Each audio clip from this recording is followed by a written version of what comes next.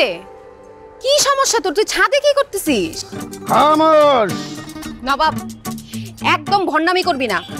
নিচে মেহমান বসে আছে, তুই খাবার দাস নাই কেন? আপা এটা আপনি কি কইলেন?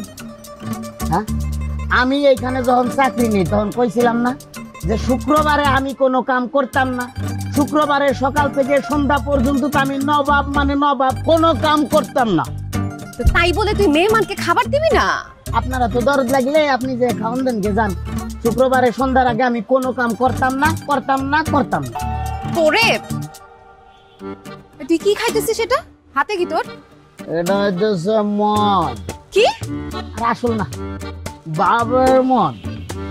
পানির লগে হালকা একটু কোল্ড ড্রিঙ্কস মিশাই দিলে না পুরা মদের একটা কালার আসে। আর এই কালার আসলে মনে একটা ভাব আসে।